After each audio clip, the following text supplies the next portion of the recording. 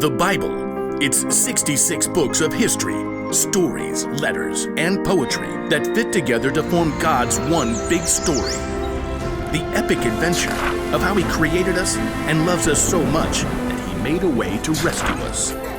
As we travel through the Bible, from Genesis to Revelation, we discover people who met God and found their lives changed forever. Now, for an amazing story, inspired by the book of 1 Corinthians, chapter 9, verses 24 through 25. Did you know that some writers of the Bible talk sports? Well, not every sport, but at least one that you are familiar with.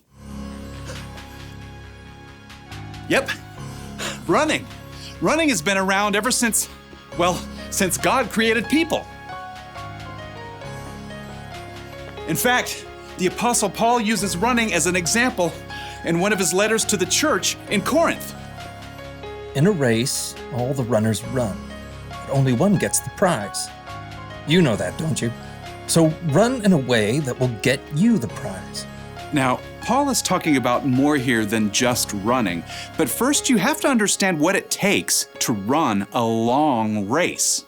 Let's say you want to run a marathon. That's 26.2 miles.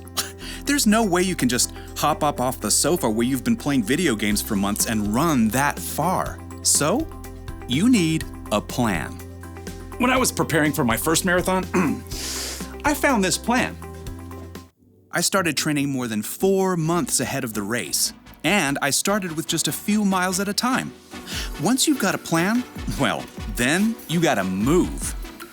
That means short runs, long runs, and cross-training to work other muscles and prevent injury. Next up, you've got to fuel. Plenty of water, of course. Plus, you need healthy carbs for your long runs like bananas. And maybe some spaghetti and meatballs. What's the last part of your training? Get ready for it. Rest. If you don't rest and let your body recover, you'll get burnt out or injured. The last few days before a marathon, you don't even run at all.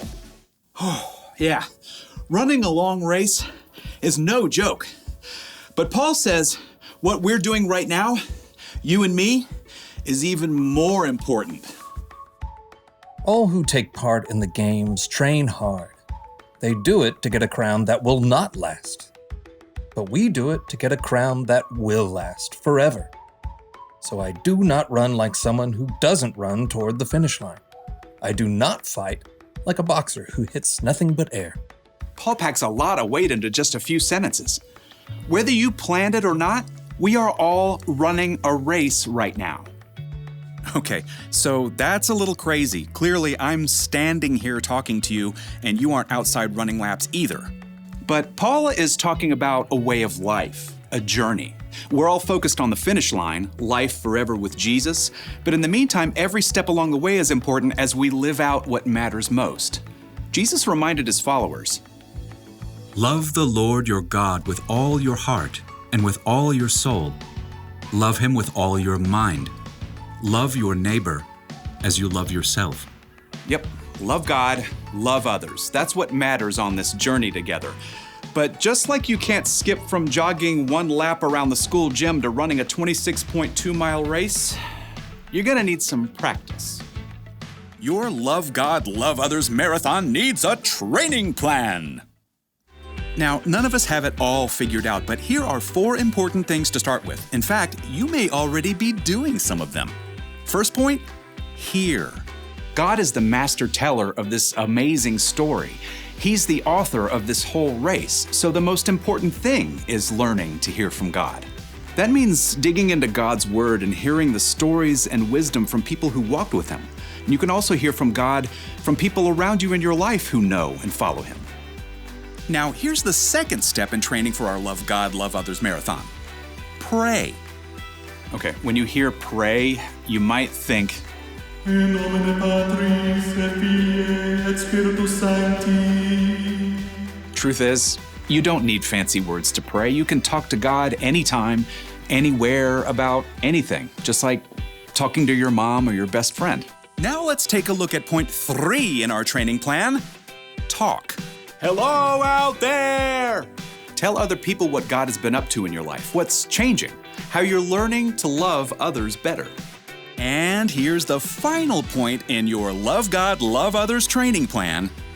Live. Live for God. Let His love fill up every part of your life, at home, at school, at church, even when your dad makes you stop reading your book to play a game with your little sister. Hear, pray, talk, live. That's how you practice loving God and loving others. As Paul wrote, So run in a way that will get you the prize. We do it to get a crown that will last forever. and when you do, you will live out Paul's wisdom to the Corinthians and win the race.